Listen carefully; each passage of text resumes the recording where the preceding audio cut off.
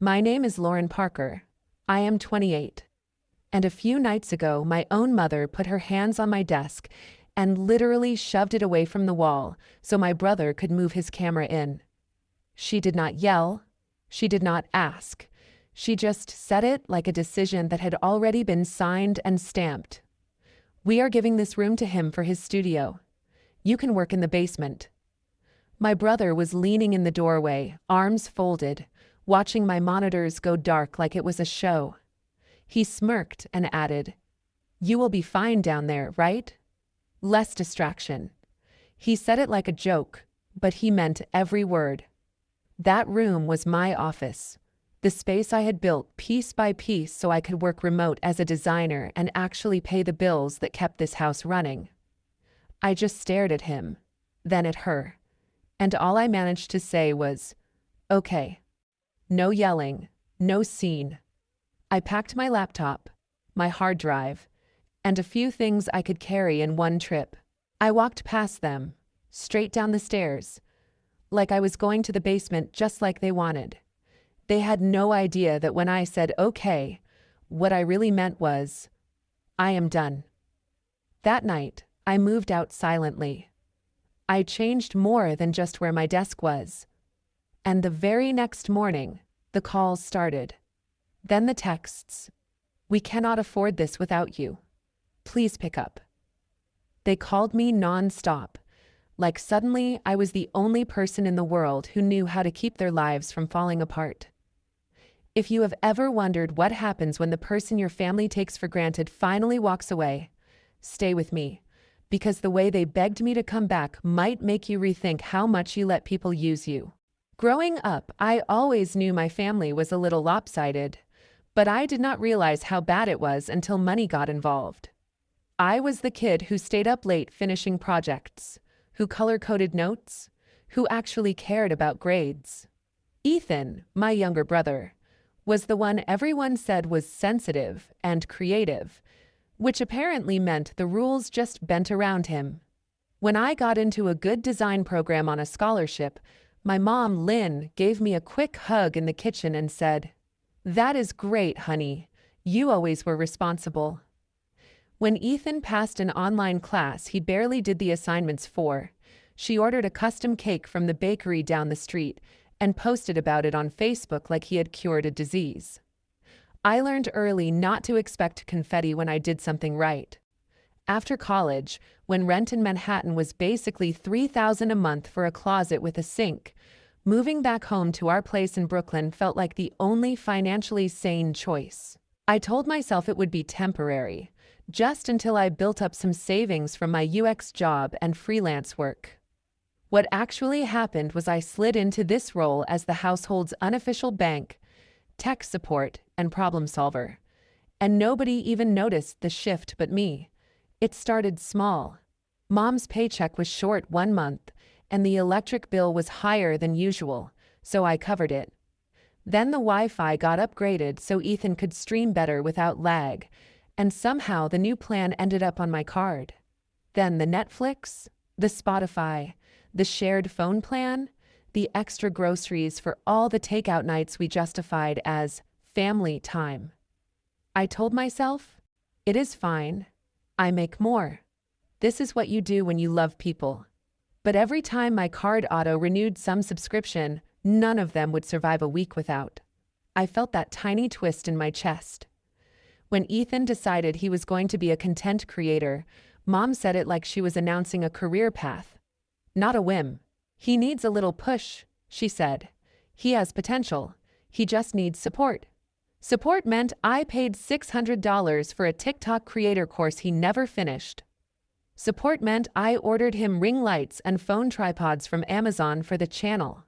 Support meant I woke up at 2 in the morning to fix the internet when it cut out during his late-night gaming streams because he was testing setups.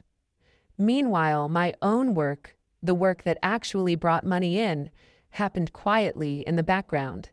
I turned that little room on the top floor into a real office because nobody else cared about it. I spent my own savings on a proper desk, an ergonomic chair, a second monitor, a drawing tablet, and warm lighting so I didn't look half dead on client calls. I pinned wireframes to the walls, scribbled notes on sticky pads, and built an actual career in that space. That office was the difference between me barely scraping by and me landing bigger contracts, raises, better clients. But whenever Mom talked about it, she said, "Lauren is lucky she can work from home." Lucky. As if it all just fell into my lap, and I didn't drag myself to get there. At the same time, she talked about Ethan like he was one viral video away from changing all our lives. She never once asked how many hours I spent iterating on an interface or fixing bugs someone else ignored. She only noticed when a bill was due, and somehow, miraculously, it got paid. I had this running tally in my notes app, just for myself. Rent I handed her each month. Utilities I covered when she was short. Subscriptions I forgot I signed up for because everybody used them. Groceries, takeout. Ubers for her when she didn't feel like taking the subway. Ubers for Ethan when he had some half-baked job interview he never went to. Every time I updated that list, the number at the bottom got uglier. My mom kept calling it family helping family. I started calling it me quietly bleeding money so they could pretend everything was fine. The worst part was that they truly believed they were the ones struggling the most. Ethan would sigh about how hard it was to make it as a creator. While sitting in the room I paid to heat and scrolling through sneakers he wanted. Mom would complain about prices going up, and I would bite my tongue instead of pointing out that my name was on half the accounts that kept her life comfortable. I knew, logically, that I had allowed this to build. I said yes too many times. I stepped in before they ever had to feel the consequences of their own choices. I smoothed every sharp edge, and because I kept doing it, they assumed I always would. That was the dynamic. That was the script. Lauren will handle it. Lauren will pay it. Lauren will fix it. I just never expected they would shove me out of the very room that made all of that possible. The night my mom pushed me out of my own office, something in me finally stopped making excuses for them and started asking the one question I had avoided for years. What would actually happen if I didn't handle it this time? That question would not leave me alone. It followed me into the shower, into my dreams, into the quiet moments between meetings when my camera was off and my smile dropped. What would actually happen if I didn't fix it this time? That night, after my mom told me to take the basement, I lay on my bed staring at the ceiling, my laptop open but my Figma files untouched. Instead, I opened Zillow. I typed in Queens, Studio, Max Price, and hit search like I was just window shopping. I told myself I was only curious. The rent numbers still made my stomach clench, but for the first time, they did not feel completely impossible. I had savings. Not a fortune, but enough. I scrolled past dark, depressing boxes and sketchy listings until one caught my eye. A small studio in a quiet part of Queens, with a big window facing the street and just enough wall space for a desk and shelves. The pictures showed sunlight on hardwood floors and a tiny kitchen with white cabinets. It was nothing fancy, but as I swiped through the photos, I could already see where my monitor would go, where I would tape up my wireframes, where I would put a plant and pretend I was the kind of person who remembered to water it. I checked the price 3 times. $2,200 a month. High, but not unthinkable when I added up what I made and what I would stop bleeding out on everyone else. I stared at the total in my notes app, the one tracking what I had poured into this house, and realized that in 1 year, I had already paid the equivalent of several months of that studio, but had nothing to show for it that actually belonged to me. The next morning, I told Mom I had an early meeting at a client office in Queens. Technically, it was not a lie. Someone there was about to decide my future. I took the train, clutching a folder with my pay stubs and ID, my heart pounding like I was going to an interview. When the landlord, an older woman with kind eyes and a no-nonsense voice, opened the door. The place was even smaller than it looked online. But it was clean. It was quiet. And most importantly, it was mine if I wanted it. We sat at the tiny counter that passed for a dining table while she went over the lease. "You work from home?" she asked. I nodded. "UX designer. I just need good internet and a place to put a desk." She nodded like that made sense. "We do not tolerate parties," she said. "No loud music, no drama." I almost laughed. That is exactly what I am trying to get away from. When she slid the lease over, my hand shook for a second. My brain threw every fear at me at once. What if your work dries up? What if this is irresponsible? What if your family hates you? Then another thought cut through all of that. They already treat you like you owe them your whole life, and they still did not hesitate to push you out. I signed. I transferred the first month and the deposit, $6,600 disappearing from my account in one click. It hurt, but it also felt clean.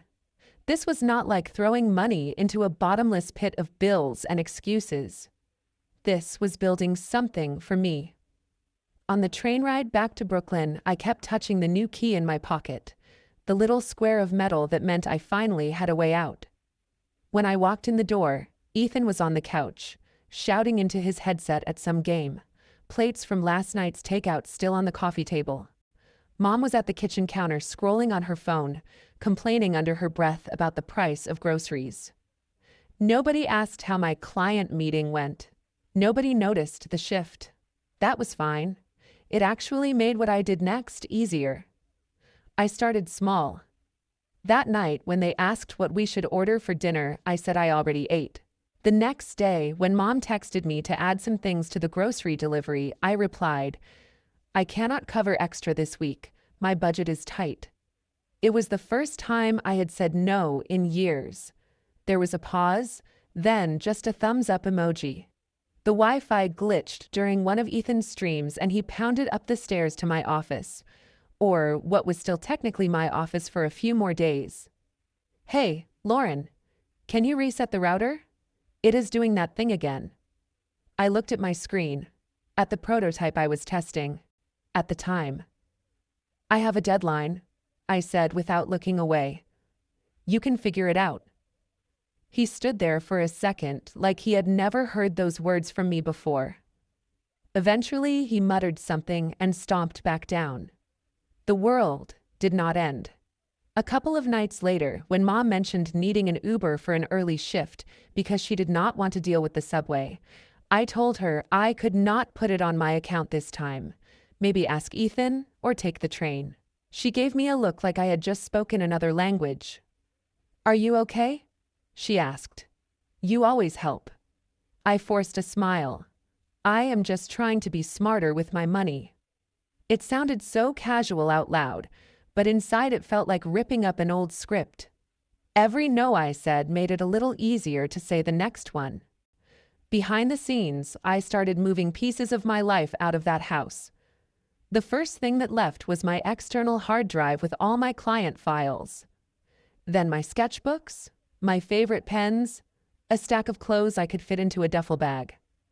I told them I was decluttering, taking things to a storage unit, dropping stuff at a friend's place. None of it was technically a lie. The storage unit just happened to be my new studio apartment. I would finish my last meeting of the day, close my laptop, and then slide it into my backpack instead of leaving it on the desk. I took my monitor down one weekend under the excuse that it was acting weird and I wanted to get it checked. Little by little, my office became less my space and more just a room. They were too focused on Ethan's next idea for his channel and Mom's overtime schedule to notice how empty the shelves were getting. At night, after they went to bed, I would make quiet trips to Queens, carrying boxes down the stairs one load at a time so the old steps would not creak too much. Every time I unlocked that new door and stepped into the silent studio, I felt my lungs open a little wider. I would set a box down, look around at the bare walls and the echo of my footsteps and think, This is where I stop being the person who fixes everything for everyone else first. I had not told them I was leaving yet. I wanted my exit ready before I said the words. If my mom could decide I no longer had a right to the space that funded their life in a single conversation at the dinner table, then I could decide in silence that I was done funding it. By the time they officially turned my old office into Ethan's studio, with his cheap ring light and sneaker boxes stacked in the corner, almost everything that mattered to me was already gone. What they were really pushing out was not just a desk. It was the last piece of leverage they had without even knowing it. It all really snapped a couple of weeks later. By then, most of my important stuff was already in Queens, but I was still sleeping in my old room, still pretending nothing had changed. One Saturday afternoon, I came home from grabbing a coffee and noticed something felt off when I walked past the door of what used to be my office. The room was open, light spilling in, Ethan's voice drifting out as he talked to his phone, testing angles. I stepped inside and my eyes went straight to the empty spot where my ergonomic chair used to be. The cheap folding chair from the basement was there instead, wobbling under Ethan as he adjusted his tripod. My stomach dropped. "Hey, where is my chair?" I asked, even though I already knew I was not going to like the answer. Ethan barely glanced back. "Mom sold it," he said. "Said we needed the money for my mic." The words hit harder than I expected. I turned, walked straight to the kitchen, and found Mom rinsing dishes like it was any other day. "Where is my chair?" I repeated. She did not even look up at first. "Oh, that," she said. "I listed it on Facebook Marketplace. We got $250 for it. Ethan really needed a proper microphone if he is going to take this seriously. We will get you something else for the basement. Your old one was overkill anyway." I just stared at her. That chair was not some random piece of furniture. I bought that with my bonus when my team shipped a big feature. I picked it out after weeks of back pain, sitting in it on the showroom floor while imagining myself finally working like an actual professional instead of hunched over a kitchen table. "You sold it," I said slowly, without asking me. She shrugged, finally meeting my eyes with this annoying mix of confusion and annoyance, like I was the unreasonable one. "Lauren, it is just a chair. We share things in this house. We needed money. Ethan needed equipment. You can sit on literally anything and work. You are young. You will be fine." Something inside me went very, very quiet in that moment. For years, I had tried to explain my side, to justify my spending, to gently remind them what I contributed. It never stuck. But standing there, listening to my mom talk about a chair I bought with my own paycheck like it was just community property she could cash out for Ethan's next hobby purchase, I realized talking was done.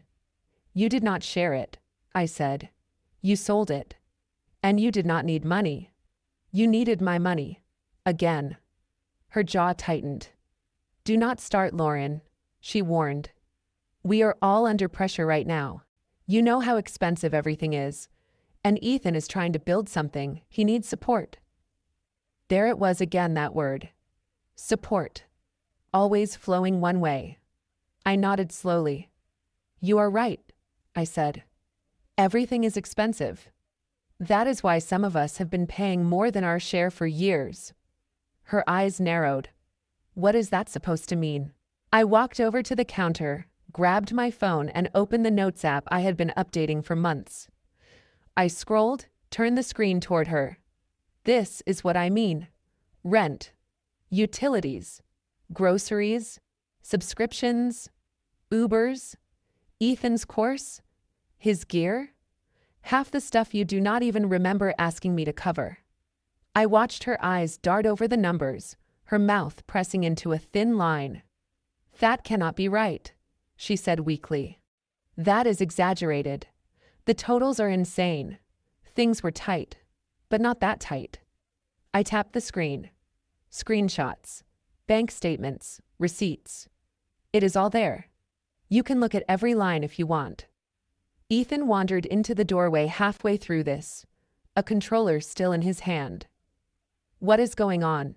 he asked. "Is this about the chair?" "Mom, I told you she would freak out. She is so dramatic about everything."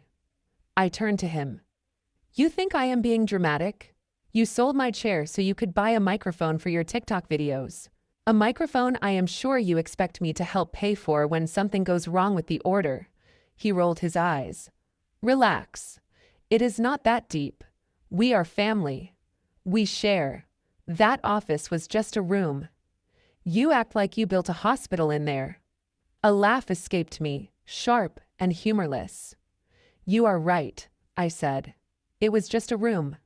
A room where I worked the job that has been keeping this family afloat, while you play influencer and Mom pretends we can afford everything because magic money appears every month." Mom stepped in quickly, her voice rising. "That is enough, Lauren. You are being disrespectful. We are all just doing our best. Ethan is trying to find his path. You have always been the responsible one. You can handle more. That is just how it is." There it was. The script. You can handle more. Translation, you will handle more because we do not want to. I felt my face go cold. "No," I said. "That is how it used to be." She frowned. "What are you talking about?" I slipped my phone into my pocket, suddenly done with this entire conversation. "I am talking about the fact that I am moving out this weekend." The room went completely still. For a second, I thought maybe they had not heard me. Then Mom laughed, a short, disbelieving sound. "Do not be ridiculous. You cannot just move out. Where would you even go? You know how expensive rent is. You are not thinking straight." Ethan snorted. "Sure you are," he muttered. "You are mad about a chair in a room, so you are going to run away and make everything worse." I looked between them, feeling strangely calm. "You pushed me out of my office without a second thought," I said. "You sold my furniture without asking. You took my money, my time, my energy, like it was owed. And you never once stopped to think what would happen if I stopped giving it. I have somewhere to go. I have a lease. I move my bed and the rest of my stuff out on Saturday." Mom's face went through disbelief, anger, and something that looked almost like fear. "You cannot do this to us," she said quietly. "We need you here. You help with everything. You know we depend on you." I nodded. "I know. That is why I am doing it. Because as long as I am here, nothing changes." Ethan scoffed. "You are just trying to punish us. You will come back. You always do." Maybe that had been true in the past. Not this time. I walked past them, went up to my room, and closed the door before they could say anything else. I sat on the edge of my bed, opened my phone, and pulled up the U-Haul app. My thumb hovered over the screen for half a second. Then I picked the date, the time, the truck size I needed. When the confirmation came through, I felt this strange mix of terror and relief wash over me. Downstairs, I could hear Mom and Ethan arguing in low voices, the words muffled by the floorboards. For once, I did not strain to make them out. They had made their decision the second they chose his ring light over my chair, his studio over my office. I was just finally making mine. Saturday came faster than I expected. All week, Mom acted like my announcement had been a heat-of-the-moment outburst. She kept saying things like, "Once you cool off, we will talk about rearranging the basement," or, "We can get you a new chair eventually," as if buying me a used office chair would erase the fact that she sold the one I loved without asking. Ethan mostly avoided me, except for a few passive-aggressive comments about how I was really going to screw everyone over because I caught feelings about furniture. I did not explain myself again. I just worked, packed, and watched the clock. On Saturday morning, the U-Haul pulled up in front of the house right on time, the orange logo bright against our block of old brick fronts. I stood on the sidewalk for a second with the keys in my hand, feeling neighbors look out through their curtains. Mom opened the door with this brittle smile, like she still thought she could talk me out of it if she just said the right thing. "You really went and rented a truck," she said. "You are being so extreme. You have no idea how hard life is out there." I carried the first box right past her without answering. My mattress, my dresser drawers, the last of my clothes, the cheap lamp I actually liked, the things I had intentionally left behind so that they would notice when they disappeared. The whole time, the house felt oddly quiet. No music from Ethan's speakers, no TV. Just the sound of my footsteps and the scrape of furniture on wood. At some point, I went into the kitchen and took a sheet of printer paper from the drawer. Sitting at the table where we had eaten 100 takeout dinners I paid for, I wrote at the top, in big letters, "What Lauren has paid for in the last 12 months. Then I started listing. Rent. I handed my mom each month with the exact dollar amount. Electricity and gas I covered when she came up short. Wi-Fi and phone plan. Netflix, Hulu, Spotify, all the little subscriptions everyone used without thinking. Groceries and delivery orders. Ethan's $600 creator course. The ring lights, the tripods, the must-have accessories. Ubers and Lyfts for Mom when she did not feel safe taking the subway at night. For Ethan when he had job interviews or networking events he never followed through on. Next to each category, I wrote the total for the year, then drew a line at the bottom and added them up. 18,600 and change. I stared at that number for a long second. That was almost an entire year of rent at my new place. I grabbed a magnet and slapped the paper onto the front of the fridge where nobody could miss it. Mom walked in just as I stepped back. "What is this?" she asked, reaching for it. I moved faster and flattened my hand over the paper. "You can read it," I said. "You just cannot take it down." Ethan wandered in behind her, barefoot, yawning like it was any other Saturday. His eyes flicked to the truck outside, and then to the paper. Mom's face went pale as she scanned the numbers. "This is exaggerated," she muttered. "You are making it sound worse than it is. Nobody asked you to do all this." I laughed under my breath. "You did not have to ask. Every time you said, 'I am a little short this month,' or, 'Can you just put it on your card and I will pay you back?' that was you asking. You just never followed through on the second part." Ethan frowned when he saw his name.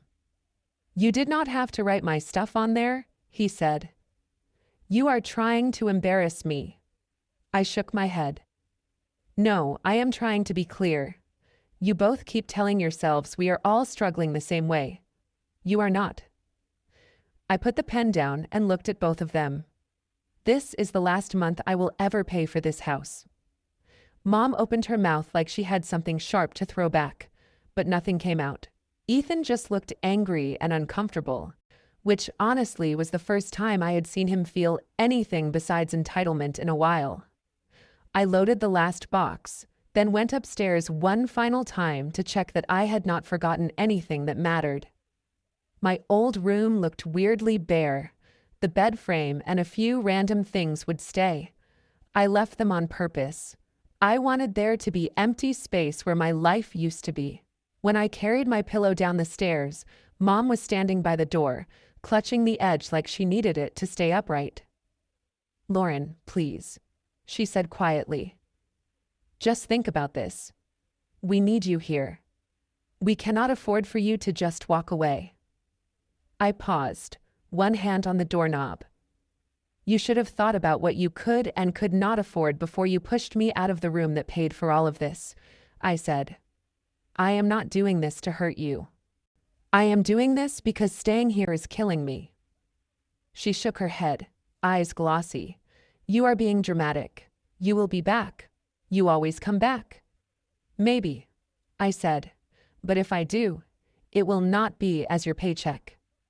I stepped out, closed the door behind me, and climbed into the driver's seat of the U-Haul. As I pulled away from the curb, I saw them in the side mirror, standing on the stoop. Mom had her arms wrapped around herself, and Ethan kept glancing from the truck to the paper on the fridge through the kitchen window. For a second, guilt twisted in my chest like it always did.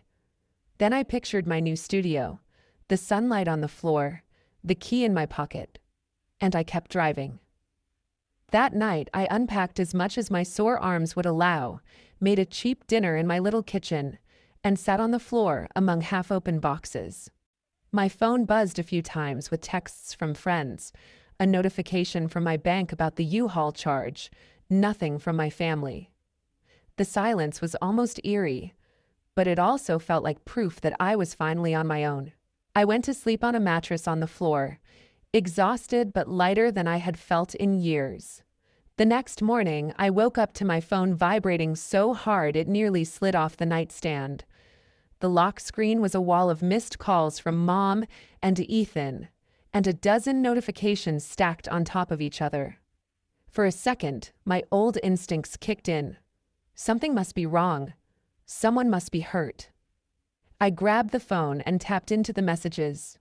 The first text from Mom was simple. "Call me." Then, "You changed the passwords. We cannot log into anything. The internet bill is due and it is higher than I thought. Please fix this." Then, "We cannot afford this without you. Please answer your phone." Ethan's messages were more frantic and less polite. "Bro, the Wi-Fi is out. I cannot stream. Did you kill it on purpose?" Then, "Seriously, Lauren, none of this is funny. Mom is freaking out. We cannot pay all these bills without you." My phone started ringing again, Mom's name flashing on the screen. It buzzed and buzzed, the vibration filling the little studio. I sat there in the quiet, staring at her name, at Ethan's texts stacked underneath. For years, every time that phone lit up with their crises, I dropped everything to solve them. I answered from meetings, from dates, from my own sick days, because if I did not, everything would fall apart. I watched it ring until it went to voicemail. Then it rang again, and again, and I let it. I set the phone face down on the table, took a breath, and made myself a cup of coffee while it buzzed. They pushed me out of my own office like I was optional, like my work and my boundaries did not matter. Less than 24 hours later, they were begging me back because they were finally feeling the cost of that choice. If you have ever wondered what happens when the person holding everything together finally stops picking up the phone, this was just the beginning. The calls did not slow down after that first morning. If anything, they came in waves. I let most of them go to voicemail. Old me would have picked up on the first ring, already mentally rearranging my budget. New me looked at their names on the screen, felt the spike of anxiety, and put the phone face down. I still read the texts, though. Curiosity is stubborn. Mom swung between guilt and anger. One minute it was, "I cannot believe you would do this to your own family," and the next it was, "I am sorry. I am just overwhelmed. Please call me. I do not know how we are going to make it." Ethan's messages were a mix of complaining and entitlement. "You really killed the Wi-Fi. Seriously, you ruined my stream," followed by, "At least fix the accounts so we can downgrade." I drank my coffee, logged into work, and let their emergencies stay theirs. My days in Queens were boring in the best possible way. I woke up, made breakfast in silence, worked through my UX tasks, took a walk when I needed air, cooked simple dinners, and went to bed without anyone asking for my card number at 11:30 at night. A few days in, Mom left a voicemail that sounded different. Her voice was small, not sharp. "Lauren, I know you are angry," she said. "I know you think we do not appreciate everything you did.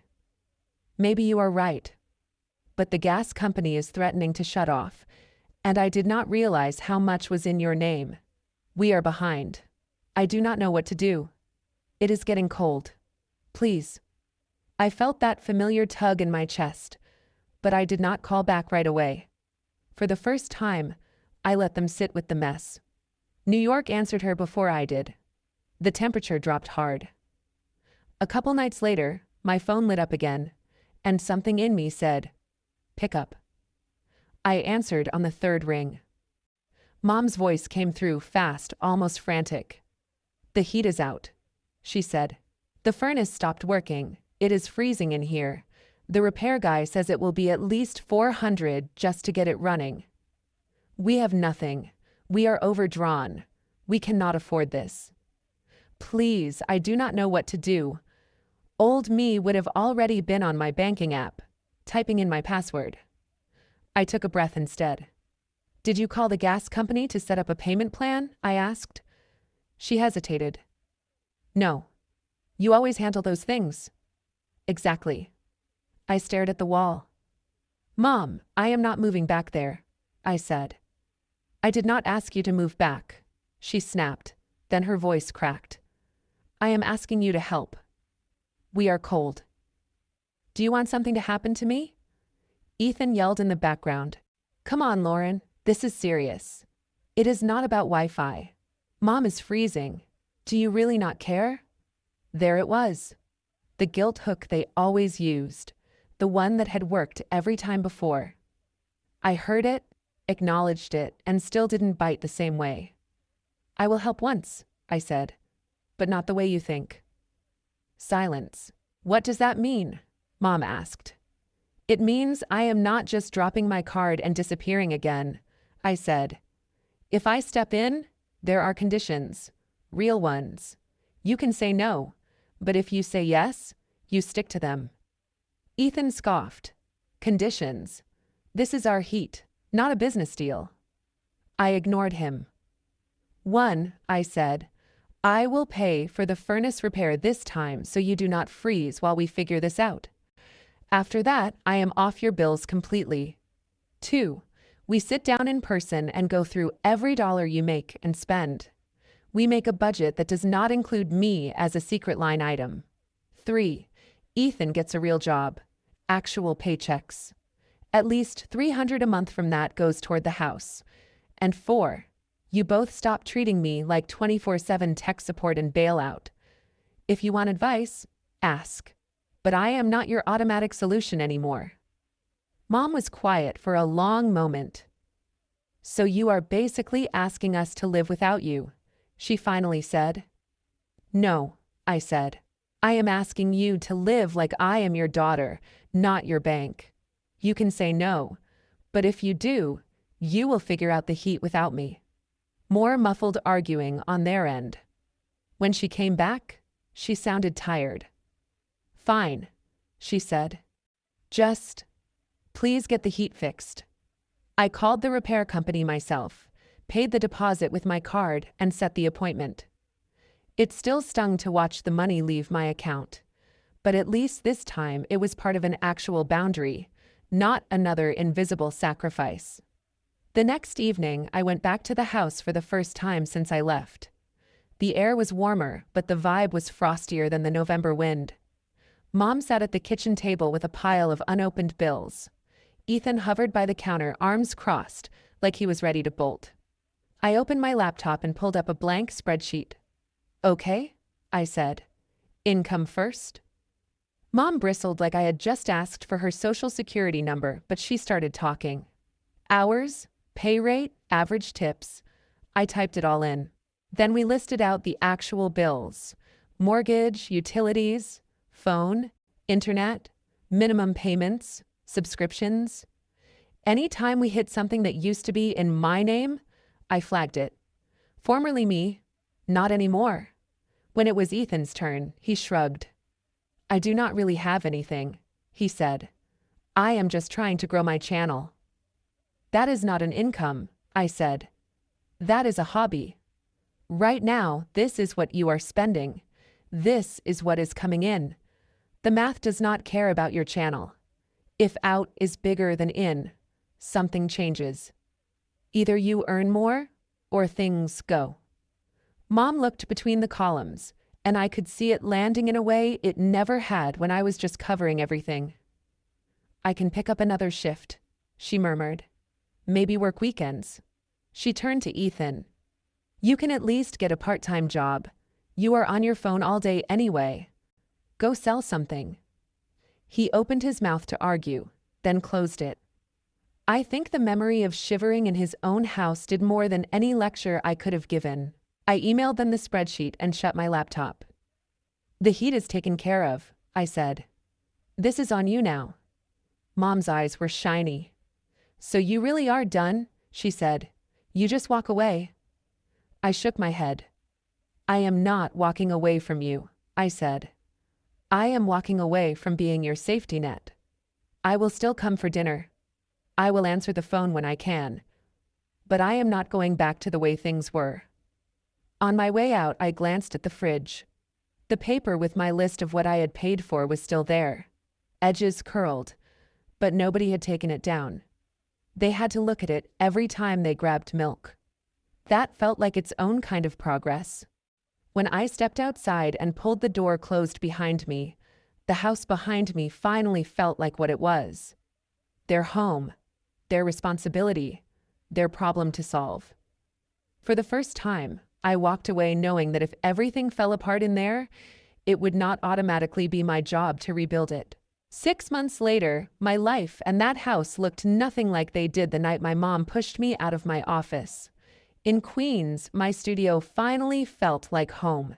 I bought a cheap rug, strung up a couple of prints I designed myself, and set my desk right by the window so I could watch the street while I worked. My days were still full of deadlines and revisions, but my stress shifted from, will my family implode if I don't fix this, to, how can I make this interface cleaner? Which is the kind of stress I actually get paid for. I picked up a couple of bigger clients, started saying no to the ones that treated me like a vending machine, and instead of using every bonus to plug some new hole at home, I bought myself things that had no purpose except that they made my life nicer. A better mattress, a yoga class membership, noise-canceling headphones that were just for me. I still saw my family, but now it happened on my terms. The first time I went back for dinner after the heat situation, the house felt strange, like it was learning to stand on new legs. The thermostat was set lower than Mom used to like it. There were fewer takeout containers, and the TV was off when I walked in. Mom had dark circles under her eyes, but there was something steadier in the way she moved. Halfway through eating, she slid an envelope across the table to me without looking up. When I opened it, there was a folded check inside for $100. It is not much, she said quickly, but it is the first payment for what we owe you. My throat got tight. I did not need the money back. Not really. What I needed was exactly what that envelope represented. Acknowledgement. A few weeks later, there was another envelope, then another. Not every month. Not on a schedule. But often enough that I believed she meant it. Ethan did not become a model adult overnight, but he did get a job. The mall idea lasted about 3 weeks before he realized selling shoes to picky customers was not the dream. He ended up at a warehouse across town, loading and organizing inventory. At first, he hated it. Then the first time he showed up to dinner in a work shirt with his name on it and said, kind of quietly, I got bumped up to shift lead. I saw a flicker of pride I had never seen when he was yelling into a webcam about sneakers. One night, when Mom went to grab dessert from the kitchen, he cleared his throat and said, I sent you $50 on Venmo. For the course. The TikTok one. I know it is not the full amount yet, but I am going to pay you back for all of it. I just nodded and said, thank you, and we both knew I was hearing more than the words. He had stopped scrolling for miracles and started showing up for shifts. That was the real repayment. The biggest change, though, was in the way they treated my time. The midnight calls about routers and passwords stopped. If Mom called now and I did not answer right away, she left a normal voicemail and waited. If Ethan texted with a, hey, can I ask your opinion on something? It was literally an opinion, not an emergency disguised as a question. We still argued sometimes. Old habits do not evaporate just because you put your name on a lease. But there was a line now, and everyone knew it was real. I was their daughter, their sister, not their built-in rescue plan. People like to say that revenge is about making the other person suffer, but sitting in my little studio, looking at the sunlight on my desk, I realized my version looked different. My revenge was living a life they no longer controlled, forcing them to grow up by stepping out of the role that kept them small. My mom learned how to budget without assuming her oldest would silently fill every gap. My brother learned what it feels like to earn his own money instead of spending mine. And I learned that loving your family does not mean setting yourself on fire to keep them warm. If any part of this sounds familiar, if you are the one everyone calls first and thanks last, ask yourself a question I avoided for years. What would actually happen if you stopped fixing everything? Not in a dramatic disappearing act, not to punish anyone, but as a choice to finally choose yourself. You might be surprised by who falls apart, who steps up, and who, for the first time, learns to stand without leaning on you.